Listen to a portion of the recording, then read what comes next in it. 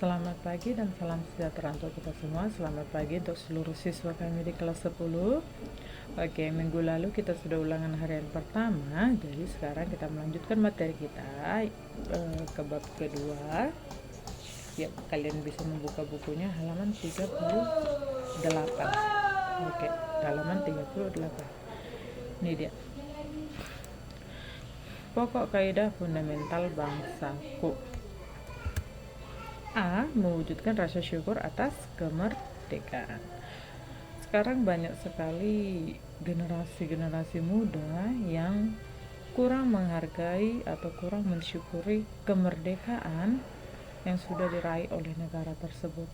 Padahal coba kalau kita bayangkan, seandainya kalian itu hidup di generasi belum adanya kemerdekaan, coba kalian tanya sama nenek moyang kalian, apa yang terjadi? Iya kan? Di situ terjadi penjajahan, kekerasan, pemaksaan, ya, segala hak yang kita miliki itu tidak diberikan sama sekali. Sudah.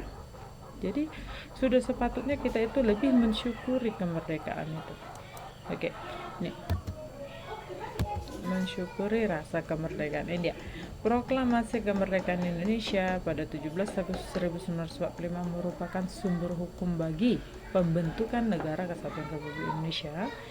Hal tersebut ditandai dengan dibacakannya teks proklamasi kemerdekaan. Ya. Dengan dibacakannya teks proklamasi kemerdekaan itu merupakan bukti konkret, itu merupakan bukti nyata bahwa negara Indonesia telah lahir. Ya kan? Bahwa negara Indonesia itu sudah ada. Oke. Nah, pertanyaannya, namun bagaimana NKRI dapat merdeka? NKRI itu dapat merdeka tidak luput dari adanya Perang Dunia Kedua.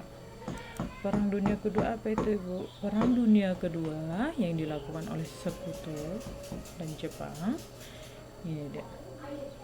Apakah kalian pernah mendengar atau membaca peristiwa bom atom di kota Hiroshima dan Nagasaki? Tentu pernah ya. Di SMP, di SD itu sudah dipelajari, ya kan? Dijatuhkannya bom atom oleh Sekutu ke negara Jepang, tepatnya di kota Hiroshima dan Nagasaki pada saat Perang Dunia Kedua. Oke. Apa keuntungan yang didapatkan oleh bangsa Indonesia dengan peristiwa tersebut? Ada tidak keuntungan yang kita dapat? Iya, ada. Pada tanggal 6 Agustus tahun 1945, Sekutu menjatuhkan bom atom pertama ke negara Hiroshima. Ya, bom atom pertama itu dijatuhkan. Jadi karena di negara Jepang atau pada saat itu jatuhi bom, jadi negara itu pasti tercipta yang namanya kekacaubalauan. Terjadi kacau balau di sana kan. Nah, karena kacau balau di sana mengakibatkan Kaisar Jepang meminta atau mengutus agar tentara-tentara Jepang yang pada saat itu berusaha untuk menguasai Indonesia itu untuk mundur kembali ke negaranya. Jepang itu berpikir gini, untuk apa aku menguasai wilayah lain sementara wilayahku itu sedang terancam, kan gitu. Jadi Kaisar Jepang di situ meminta atau memutuskan untuk menarik mundur para pasukannya yang ada di Indonesia, ditarik mundur. Oke. Kemudian selanjutnya pada tanggal 10 Agustus dijatuhkan lagi bom atom kedua ke negara Jepang itu, ke kota Nagasaki. Makin kacau, makin balau. Jadi Kaisar itu kembali begini, kalau begitu semua dalam skala besar seluruh tentara Jepang yang ada di Indonesia mundur, katanya. Mundur bukan karena apa ya, jadi mereka itu ditarik mundur karena melihat keadaan tersebut. Jepang itu berpikir gini, biar kami mempertahankan negara kami, tapi negara Indonesia juga jangan lepas dari kami. Jadi mereka berpura-pura ingin menjanjikan atau ingin menghadiahkan sebuah kemerdekaan untuk bangsa Indonesia. Nah, namun para pemimpin kita terdahulu pada saat itu nggak bodoh kan, dibegituin. Jadi makanya mereka itu, karena jumlah pasukan tentara Jepang itu sudah sedikit kan yang ada di Indonesia, jadi mereka itu memanfaatkan kekosongan tersebut, memanfaatkan hal tersebut. Jadi tinggal sedikit tentara Jepang yang ada di Indonesia. Tinggal sedikit tentara Jepang yang ada di Indonesia. Kalau gitu, ayo kita lawan gitu. Makanya kita kan nggak ada senjata, jadi pakai bambu runcing dilawan. Makanya ada peristiwa bisa bambu runcing mengalahkan senjata kan? Itu dia.